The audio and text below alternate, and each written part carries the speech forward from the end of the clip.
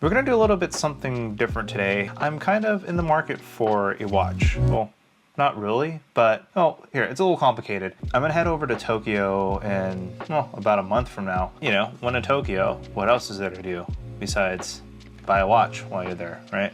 But here's the issue that I have at the moment. I'm not really in the market to really buy anything right now. I'm very content with my collection.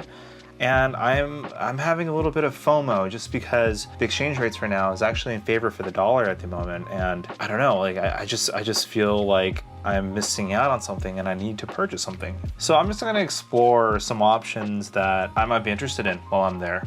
And you know, the most obvious choice is going to be Grand Seiko. I'm always talking about Grand Seiko with my friends, and I actually got a lot of them to pick up a Grand Seiko of their own. Two of which actually came back from Japan not too long ago and picked up the Shunbun and the Omiwatari. But the problem I have with Grand Seiko and a lot of other enthusiasts as well is, well, a few things. One is the bracelets. It's kind of nitpicking at the watch, but compared to Rolex and actually compared to a lot of other manufacturers, even like IWC and JLC, they're kind of lackluster and not so much feature rich as a lot of other brands that are offering, including micro brands as well. I really love Grand Seiko and I would love to own a Grand Seiko, and this might be the time to actually pick one up for a reasonable price too. And unlike brands like Patek Philippe and Rolex that really retain their value, Grand Seiko is like on the total opposite spectrum of that. But you know, most people are buying Grand Seiko to not impress others, but really to impress themselves, which really is a testament to the brand as being a watch enthusiast level watch. Now, the second most reason why I've never owned a Grand Seiko, and frankly this is a really big one for me, is, well, whenever I attempt to look at a Grand Seiko and in the market to actually purchase one, I always have an issue with picking which one to get. And you know, currently I'm not in the position to just buy everything that I like, but again, every single time I look at Grand Seiko's catalog, I have some sense of decision fatigue and decision paralysis. It's kind of like the Cheesecake Factory, if you're familiar with that restaurant.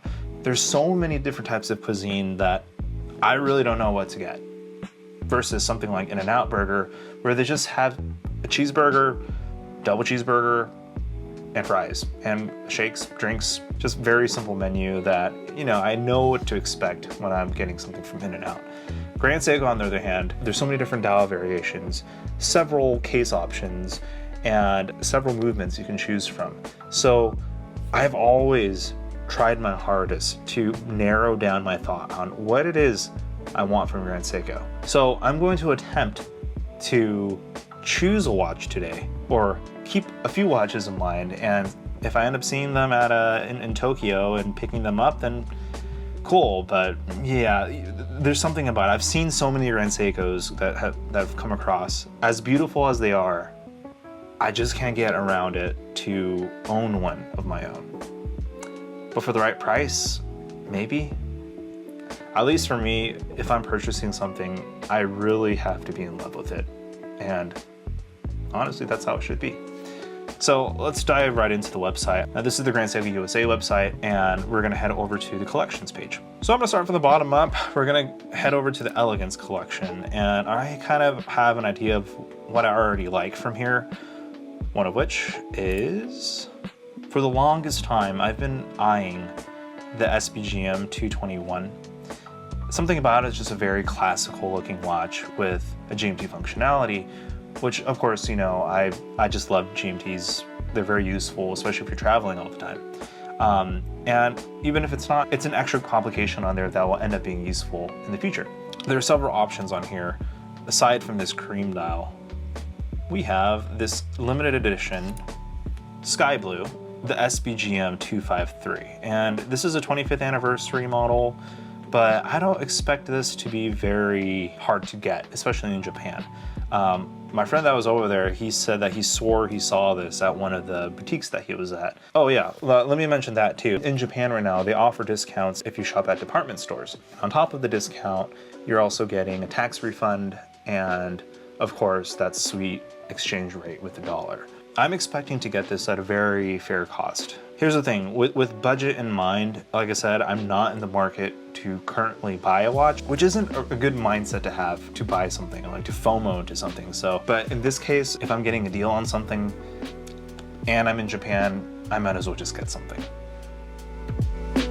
Or maybe I won't. And at $5,600 for this, I think it's a pretty attractive price point, especially if you're gonna get a discount on top with the tax refund bits. No, I don't think there's anything in the sport collection that really tickles my fancy, so we're gonna move on to the heritage collection. Now we're presented with this page, which is pretty good on Seiko's part, introducing the two famous cases, the 44GS and the 62GS. For me, when I think of Grand Seiko, I automatically revert to the 44GS. And you know, the classic grammar of design that you look for. Again, the problem I have is just too many options. Like if we click into this, what do we see? We see all of these. For me, at least, it's just too much to look at. It's too much to consider because they're all very beautiful in their own right, and I would love to own all of them. But if this is going to be my first Grand Seiko, not my first watch in particular, do I want something subtle or do I want something a little bit more special and with a little bit more pizzazz, like more colorful dial? Or do I go something that I can wear every single day, the creams, blacks, and grays? There are a couple that I'm considering in the 44GS line. One of which a lot of you might find boring, is the SBGP003. And you know, it has everything that a Grand Seiko case would have for the 44GS, with its mirror-like facets and Zaratsu polishing, but you're getting a quartz movement, and I'm sure all of you know Grand Seiko's quartz movement is unlike any other, accurate to a ridiculous 10 seconds per year. And a lot of people would say it's a very overpriced watch for what you're getting. But for me, the 9F quartz movement is the pinnacle of quartz technology pioneered by Grand Seiko. So really, the movement itself doesn't really bother me with the cost. You're still getting the same level of finishing across all their 44GS watches. This goes into the realm of, is this too boring? Is this what I want when I'm over in Japan? I mean, again, at $3,200 with the discounts on top, you're gonna get a ridiculous price for this. It might be an option. It might be an option for this. Which, by the way, these lines of watches on the 9F quartz for the 44GS, I would have to say is very underrated because you know, it's mostly overshadowed by the spring drive movement, of course. And I don't blame you. The spring drives are really cool, and that's also a thing I might consider. With the SBGA375, SBGA373 with a blue and cream dial, or blue and champagne dial rather. But for some reason that doesn't excite me as much. I think maybe just the dials are just a little too subdued for my liking. So maybe if we step up to the SBGA471, maybe that's something I'll consider just because it's a little bit more special. But I already know if I end up seeing this in person, I'm not going to really be in love with this guy. Moving on to another 44GS case that I was considering is the SBGY011. Now this one is still subdued, but the dial has some texturing going on, which adds a little bit more interest to the watch. And to be honest, I kind of prefer the 44GS without the bracelet. I think it really shines on the strap so you can see really those lugs. Like those lugs, even though they're kind of long and protrude outside of the case, I think it wears perfectly on the wrist. And especially for this one, rocking their 9R31, which is their hand-wound spring drive, it slims things down a little bit. So this might be something to consider as well. Those are the only ones from the 44GS that really piques my interest. Now, if we move on to the 62GS, of course, their hero image on this page is the Shunbun. And it's I mean, for good reason. It's a beautiful dial, very, very dynamic. It goes from sometimes a white dial to a little pinkish hue, and sometimes to even a gray tone, which is something really nice. And you know, a lot of men might kind of steer away from this, but it's very dynamic. It's dynamic enough to not always look like a shade of pink. You know, it's one of the best sellers for a reason. For me, there's something about the 62GS case that I'm not really a fan of. I mean, it's a beautiful case regardless, but I think I'm just so used to seeing the 44GS showing off their Zaratsu polishing with the faceted edges. But the good thing about the 62GS, because there are brushed parts on the case, it's not prone to scratching on that mirror-like surface you would get with the 44GS. So, you know, there's a little trade-off between the two cases. But looking at the other options as well, aside from the Shunbun, I've considered the gray version or the SBGA413.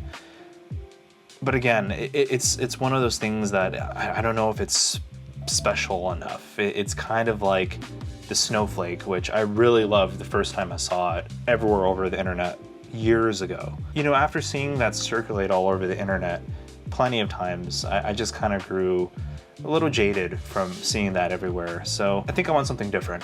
Yeah, there's a snowflake. It's, you know, it's a very beautiful watch, but I don't know, there's something about it, maybe because I've just seen it so many times. In the case, after, you know, doing a little bit more research on Grand Seiko over the years, it's not really that exciting to me. Dang, is that it? Is that all I chose from Grand Seiko? You know, just for giggles, let's look at the sport collection. I'm not really a fan of their sport line, but there was one that I was really interested in at the time. Their spring drive GMTs, you know, this SBGE257 green dial variant. I really like this, and when I had it in hand, I knew it wasn't for me. It was a very thick watch. Didn't really enjoy it so much. Yeah, it doesn't wear very well, and that's a big thing for me. So no, I'm not considering that guy. I mean, yeah. There are these 9F quartz GMTs in their sport line, the SBGN027, which, you know, we all know it looks like an Explorer 2, which is really cool. But when I think of Grand Seiko, I think of the 44GS and more of their elegance and heritage line collections. So until they can make a really killer sport watch, and I said this before in a previous video about the Alpinist, if they can make a GS version of an Alpinist, I think everyone would go crazy over those. I would, at least. So yeah, it's going to be a no for the sport line for Grand Seiko. And lastly, we have the Evolution 9s. I absolutely love the dial layout. I love how the case looks. It's kind of like an updated 62GS case. And the one I was eyeballing was either the GMT spring drive or their Lake Suwa. You know, the Lake Suwa is just a gorgeous watch.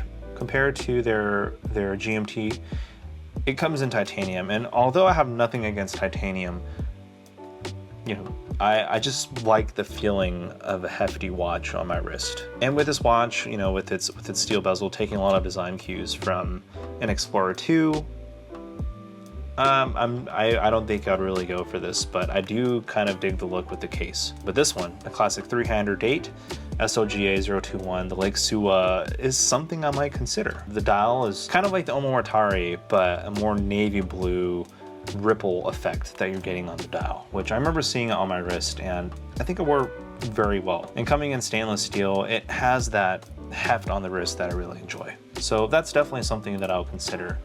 But, you know, Japan is not all about Grand Seiko, but Grand Seiko has always been in the back of my mind. I think I have to split this into a few part series because there are a lot more watches than Grand Seiko in Japan.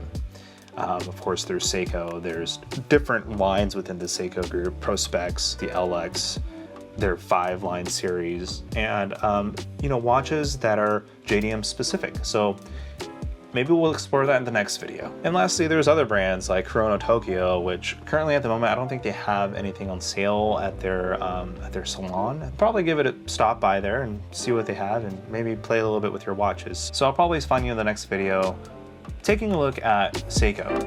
Not Grand Seiko, but Seiko.